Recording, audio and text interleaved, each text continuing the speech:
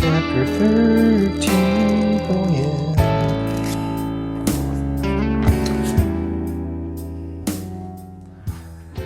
Good Monday morning, folks. How you doing? Wiping the sleep out of your eyes, or are you on your lunch break? Either way, it's probably still Monday, and you got a long week ahead of you. And that's why you're here, hopefully to get some Monday morning encouragement, right? And if it's not Monday, hey, whatever. Better late than never, right? So last week, or 2 weeks ago, whenever, the last video, we talked about forgiveness and how that is kind of the first and true mark of a Christian, of being a Christian, a little Christ, right? And so I kind of want to go along that theme. So if you didn't see that video, I recommend you going back and watching that one, and you'll kind of get the flow of what we're talking about today, because we're just kind of gonna jump in to a story from the gospel. Is chapter 13 of John, where Jesus is washing the disciples' feet and he's teaching them a lesson about loving one another. And so I kind of want to go into what is the mark of Christianity? What is a sign of being a Christian? How can people tell that you're different? How can people tell that you are a Christian, right? So without any further ado, let's jump right on in. Chapter 13 of the book of John, Gospel of John, chapter 13, 34. Jesus is talking to his disciples, and he says, "A new commandment I give unto you, that you love one another as I have loved you, that you also love one another.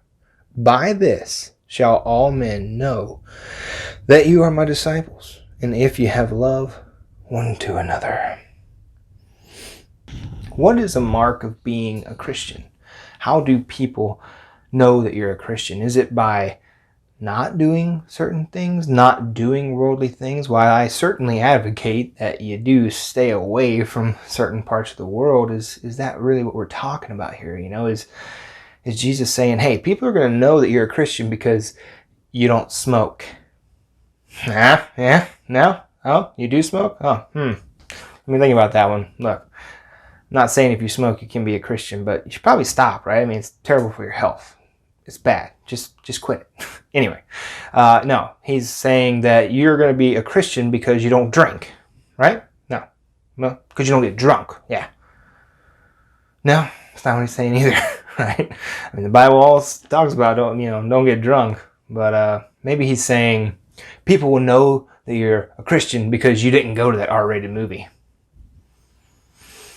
No.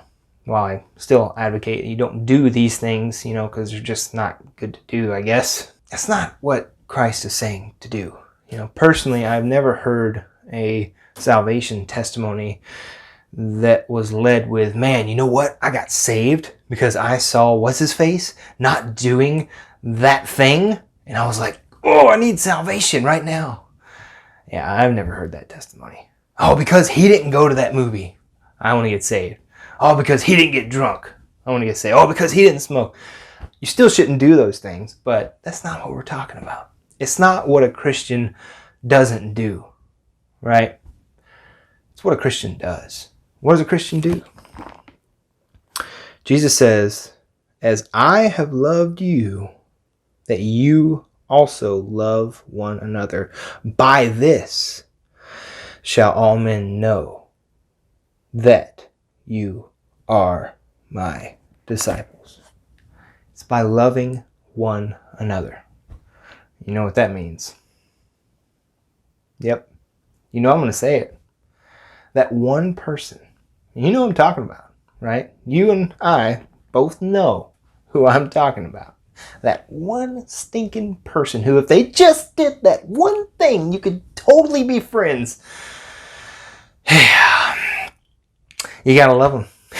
You gotta love them regardless, whether or not it's at your work, if it's in your group of friends, or God forbid, if it's in your church. Look, I am by no means, by any stretch of the imagination, a perfect person. And I am even further from the perfect Christian. I'm probably the worst Christian out there. But there's always that one person, you know what I mean? That you just find it so hard to love. And that's what Jesus is talking about.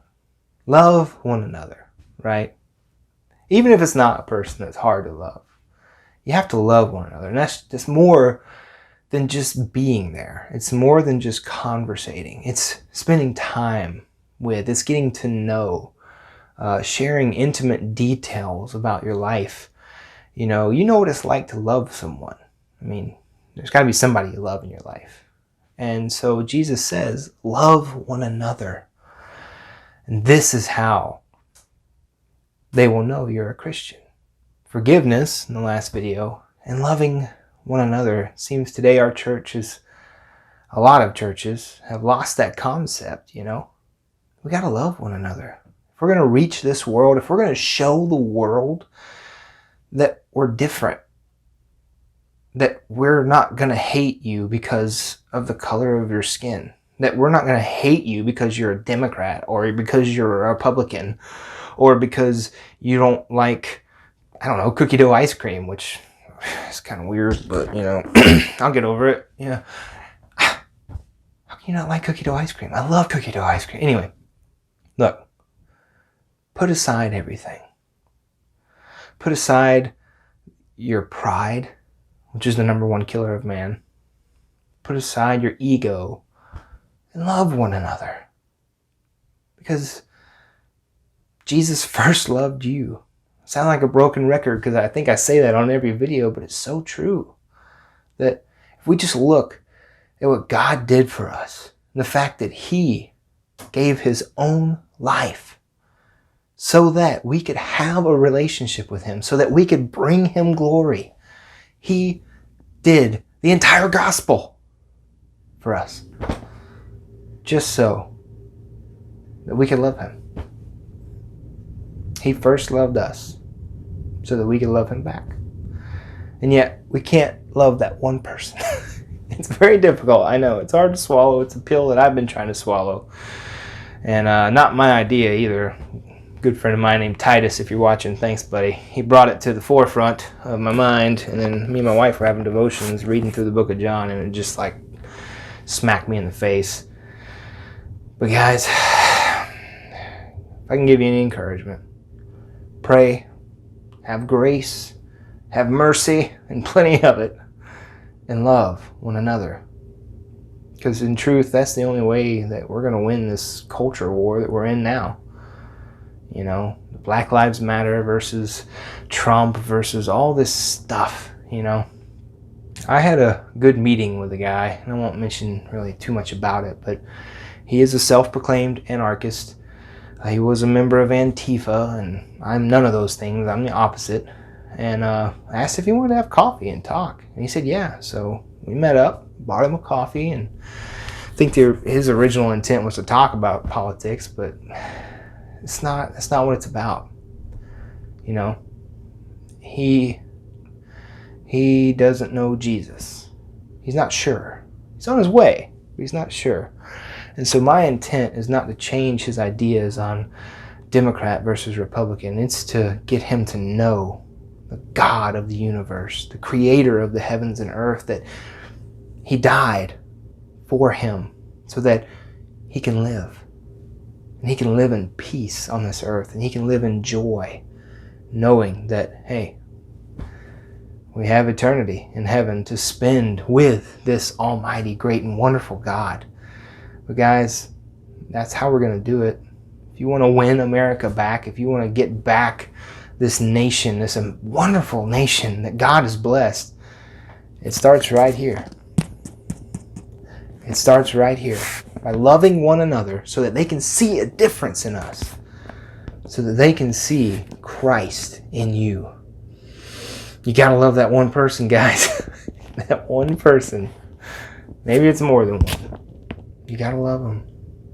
Show them the love of Christ, and we'll show the world the love of Christ. You know, if every Christian in the United States, there's 3.2 million of us, if every Christian took one person across the aisle that you know is not saved and just love them, invest your time, invest your knowledge, invest your coffee money in them, to just talk to them, to give them the gospel. Man, imagine what change would be produced there. Anyway, get off my soapbox here, but I just want to encourage you guys. Hope is not lost. All the hope you need is right here.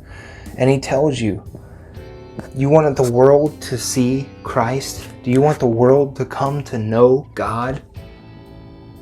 Love one another as Christ loved you. By that shall all men know that you are my disciples. They'll know that you're a Christian, and they'll want to know why. Why do you love? Because he first loved me. Let me introduce you to him. His name is Jesus. I love you guys. Thanks for watching week in and week out. Thanks for supporting the channel and the encouraging words you guys send very often. Cousin Julie, I love you, girl. Thank you so much for everything you say every week. Truly, you guys encourage me as much as I encourage you, if I do at all. But, you know, I pray that each one of you mostly is encouraged by God. Because I'm just a man. I fail every day, all the time. But the one who doesn't is God, and he is in this book. He's not physically in the book, but his words are in the book. And, you know, if you can get to know God through this channel, oh man, that would be such a blessing. Search the scriptures and know that he is God. Hey, I'm always here for questions. If you have questions, I'm not saying that I can even answer them, but I know a few guys who are pretty smart. One of them has a PhD, but anyway. I love you guys. As always, y'all have a blessed day.